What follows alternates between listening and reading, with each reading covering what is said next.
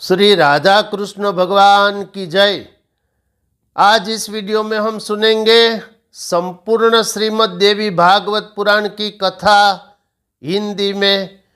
ये श्रृंखला का ये 19वां प्रवचन, 5वां अध्याय महात्म्य का। देवी भागवत पुराण की श्रवण विधि श्रवणकर्ता के लिए पालन योग्य नियम, श्रवण का फल एवं महात्म्य। जैसा कि आप लोगों ने पिछले प्रवचन में इस अध्याय के 55वें नंबर तक ये कथा सुनी होगी। अब यहाँ से आगे कथा प्रारंभ करेंगे। देवी भागवत पुराण के क्षण मात्र भी श्रवण का फल महात्म्य के पहले अध्याय के 25वें नंबर के श्लोक में वेद व्यास ने कहा, जो मनुष्य क्षण भर भी देवी महात्म्य पुराण का श्रवण करता है उसकी कभी दुर्गति नहीं होती। अस्तु, अब यहाँ से 5वां अध्याय 56वें श्लोक से प्रारंभ करेंगे। देवी भागवत महात्म्य अध्याय 5। शास्त्र कहता है, निष्काम व्यक्ति कथा के श्रवण मात्र से पवित्र होकर मुक्ति प्राप्त कर लेते हैं, क्योंकि पराभगवती मनुष्यों को भोग और मोक्ष सब सुख प्रदान करने वाली है।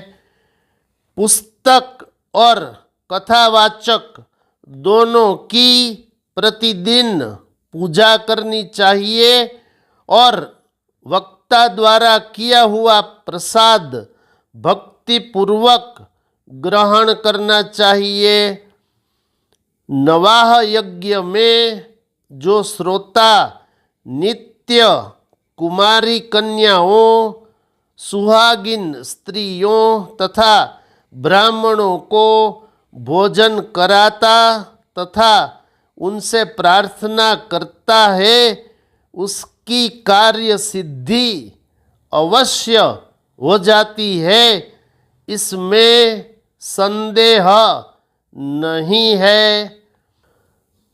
सब त्रुटियों की शांति के लिए कथा समाप्ति के दिन गायत्री का सहस्त्र नाम अथवा भगवान विष्णु का सहस्त्र नाम का पाठ करना चाहिए।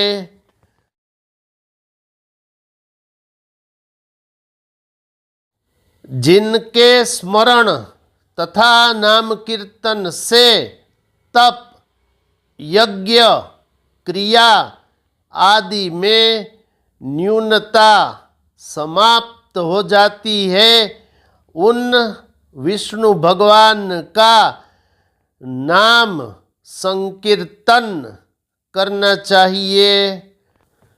कथा समाप्ति के दिन दुर्गा सप्तशती के मंत्रों से अथवा देवी महात्म्य के मूल पाठ से अथवा नवार्ण मंत्र से होम करना चाहिए अथवा द्रुत सहित पायस द्वारा गायत्री मंत्र का उच्चारण करके हवन करें, क्योंकि यह श्रीमद् देवी भागवत महापुराण गायत्रीमय कहा गया है।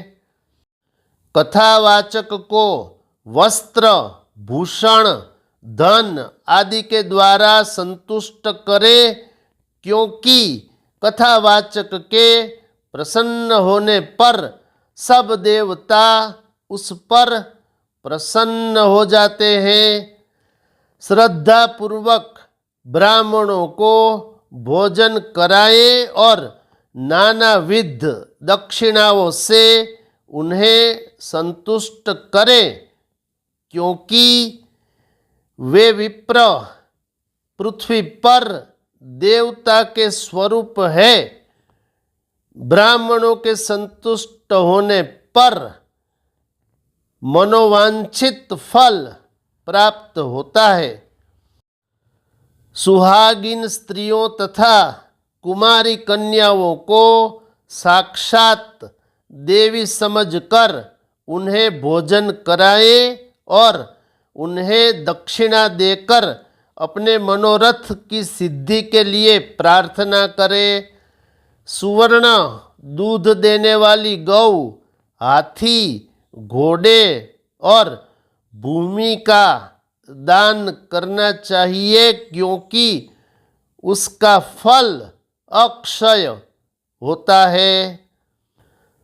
सुंदर अक्षरों में लिखी देवी भागवत की पुस्तक को रेशमी वस्त्र में लपेटकर उसे सुवर्ण निर्मित सिंहासन पर रखकर अष्टमी अथवा नवमी तिथि को विधि पूर्वक कथावाचक को दान करना चाहिए। ऐसा करने से वह इस संसार में सब सुखों को भोग कर अंत में दुर्लभ मोक्ष प्राप्त करता है। पुराण को जानने वाला वक्ता चाहे दरिद्र हो, चाहे दुर्बल हो, चाहे बालक हो, चाहे युवक हो अथवा वृद्ध हो, वह सर्वदा वंदनीय, पूज्य एवं मान्य होता है। यद्यपि संसार में जन्म अथवा गुण के कारण अनेक गुरु है, परंतु पुराण का ज्ञाता उन सब में श्रेष्ठ गुरु है। व्यास के आसन पर बैठा हुआ पौराणिक ब्राह्मण जब तक कथा समाप्त न हो जाए तब तक किसी को भी प्रणाम न करे। जो लोग इस दिव्य पौराणिक कथा को श्रद्धा रहित होकर सुनते हैं, उन दुख तथा दारिद्र्य युक्त मनुष्यों को कथा श्रवण का पुण्य फल प्राप्त नहीं होता। जो लोग तांबूल, पुष्प आदि उपचारों से पुराण का पूजन किए बिना ही देवी की कथा सुनते हैं, वे दरिद्र होते हैं। और जो लोग कथा के बीच में ही उसे छोड़कर अन्यत्र चले जाते हैं, कुछ ही समय बाद उनकी संपदाएं एवं स्त्री आदि नष्ट हो जाते हैं। जो अभिमानवश व्यास से ऊंचे स्थान पर बैठकर कथा सुनते हैं, वे नरक यातना भोग कर इस लोक में कौवे की योनि प्राप्त करते हैं।